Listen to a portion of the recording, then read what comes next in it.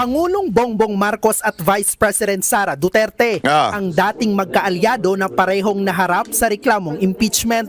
Pero si PBBM ligtas na matapos ibasura ng Kamara ang dalawang... Grabe yung pinayat ni BBM, ano? Alam mo, sa siyensya, sa mga doktor, walang problema sa pagpapapayat diet. As a matter of fact, healthy nga yung magpapayat eh. Pero yung sudden change ng timbang mo, o yung biglaan. Kaya huwag kayo magtataka yung mga nagpapapayat dyan na dahan-dahan kayo. Matuwa kayo. Kasi pag biglaan yan, may problema sa katawan ninyo. Kung dahan-dahan, ibig sabihin, talagang you're just losing weight. Di ba? Dahil sa inyong ginagawang diet o kaya exercise. Pero pag biglaan, there is something wrong. Kaya dapat talaga, itong si Marcos, maglabas na ng medical bulletin dahil ang daming ang chismis eh. Ako, ngayon ko lang nalaman na chinichismis pala na meron siyang cancer. Hindi ko alam yun eh. Hindi ko nababalitaan yun eh. Hindi kasi ako, sabi ko sa inyo, di ba ako yung tipo ng tao na medyo malayo pagdating sa chismis. Pag chismis, tablado na kagad sa akin yan eh. I mean, hanggang walang pinilalabas, tablado kaagad sa akin yan. Hindi ko na pinapansin yan. Hindi ko na kiniklik kasi alam kong chismis. Eh ayoko ma-trigger, di ba? Eh nung nakita ko recently at sinagot na Malacanang yung tungkol sa issue ng cancer, eh di ba alam niyo naman na ang aking nanay ay namatay po ng cancer. So, medyo meron tayong mga pamilyar na kaalaman diyan sa cancer. At ang isa nga daw niyan ay yung weight loss, which is alam ko din yun kasi nga nangyari nga sa nanay ko. At nung tiningnan ko, inobserve ko si Marco, sabi ko, biglaan yung ano niya eh. Hindi yung unti-unti, di ba? I mean, si Pangulong Duterte nung naging Pangulo, pumayat din naman eh. Di ba? I mean, pumayat din siya from dun sa 2016 campaign, unti-unti. Pero nakikita mo unti-unti. Span of 6 years bago siya. At saka, hindi yung sudden. Yung iba kasi yung sudden na in a month, bigla, babagsak yung katawan mo, yung mukha mo magiging, may problema. Kaya dapat talaga, eto si Bongbong Marcos, maglabas ng medical bulletin.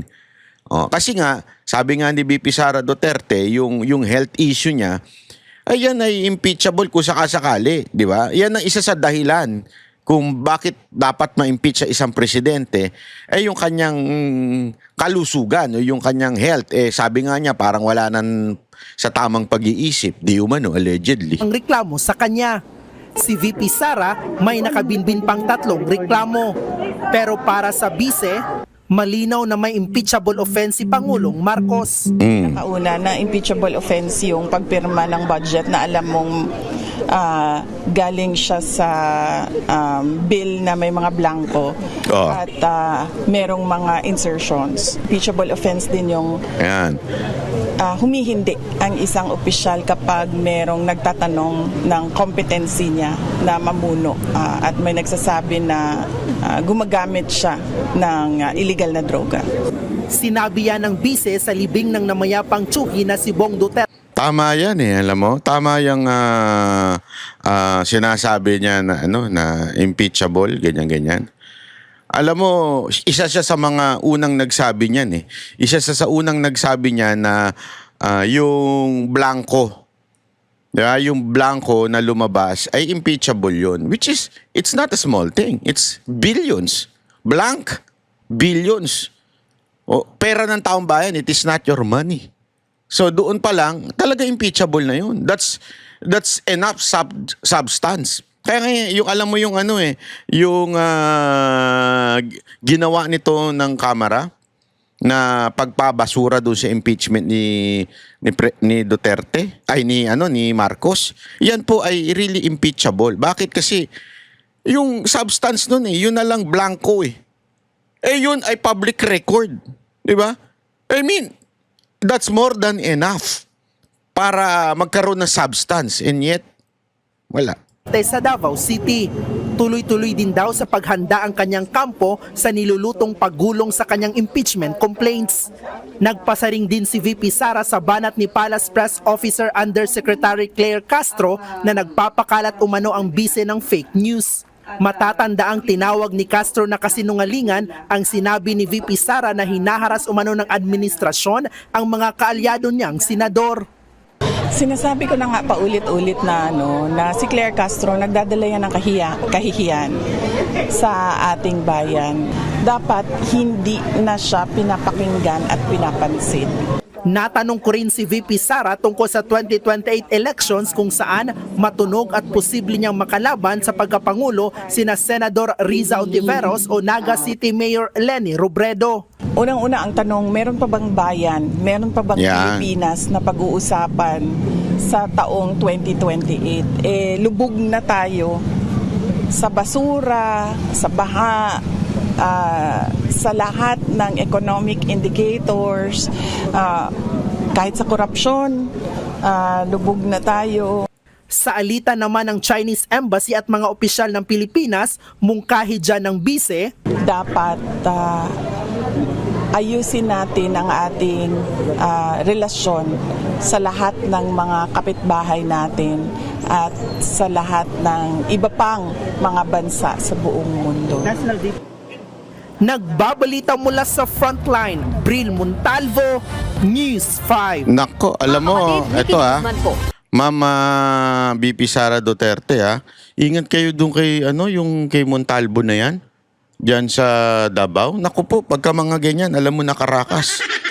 Hindi Sorry pero katotohanan lang eh.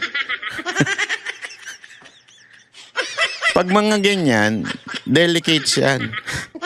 Huwag mo nang pagkakatiwalaan yung mga ganyan, ma'am. Sabi ko sa inyo, ako, nasabi ko na ito. Nasabi ko na ng ilang beses sa mga kakilala ninyo. Basta ganyan ng karakas.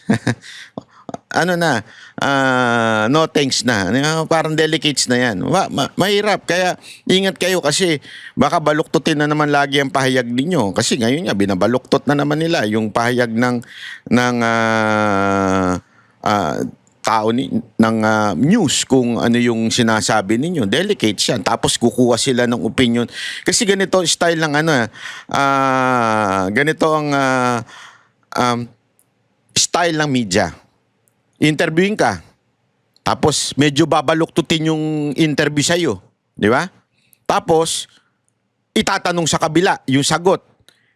Na yung kabila naman hindi nag-research, nagre-rely lang doon sa tanong ng media. So sasagot siya sa misquote o chap-chap na pahayag mo para mag-away kayo, para bangayan kayo. Ganun ang ginagawa ng media. Hindi, walang biro ho. Ganun ho talaga sila. Kayo ho, ma'am, delicates po yan. Ako, advice ko lang po. Basta mga ganyang karakas, ganyan ng lahi, delicates po yan. Walang biro, walang watiti. Kaya nga ako, ilag ako sa mga ganyan eh. Totoo lang kahit mga vlogger, basta ganyan ng karakas, delicates yan. Maniwala, sabi ko sa inyo, kaya bawal sa Banateros yan eh. Sa Banateros, matitikas lang, yung sigurado lang. Pero pag hindi sigurado, no thanks. Ito. Pag-usapan din natin itong ito. Sa iba pa nating tampo. Hindi. Sorry.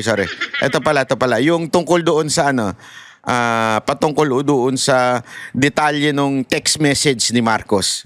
You said you personally saw the screenshots shown by Congressman Leviste. Can you walk us through what exactly did you see, Congressman?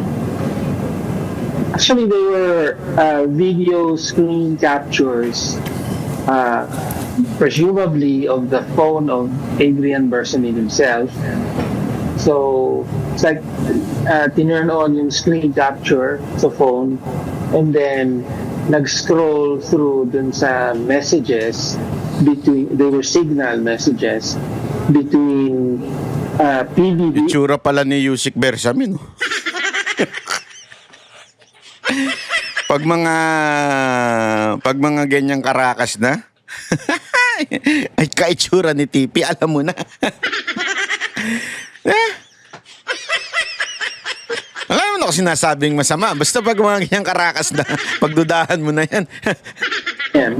and Adrian Bersamin. So you can see the numbers there. And you can see the messages as they are scrolled through in the video. So that's what we saw. And the messages are from December 2024 to July 2025. Pero Congressman, did Cong Leviste tell you how he secured a copy of this screen recording? He told us that part of when in November, Senator Ping Lacson, during a Senate session, essentially spoke in plenary and started mentioning Yusek Bernardo's part in providing the 8 billion kickback and delivering it for the president through Yusek. Ayan, 8 billion daw, grabe, no? 8 billion kickback. Tangina, buhay ka na nun. Kung tatagal ka pa, ha?